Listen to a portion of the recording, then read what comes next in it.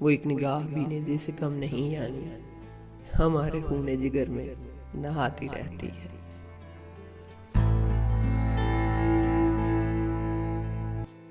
عجیب خاموشی ہے، غل مچاتی رہتی ہے، یہ آسمان ہی سر پہ اٹھاتی رہتی ہے۔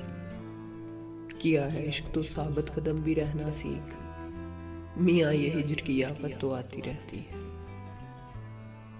ہوا اگرچہ بہت تیز ہے مگر پھر بھی میں خاک ہوں، یہ میرے کام آتی رہتی ہے۔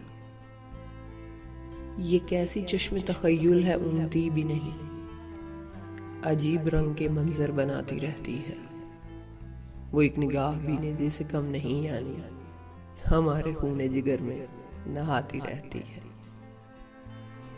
قدم بھی خاک پہ کرتے ہیں کچھ نہ کچھ تحریر، ہوا کی موج بھی اس کو مٹاتی رہتی ہے۔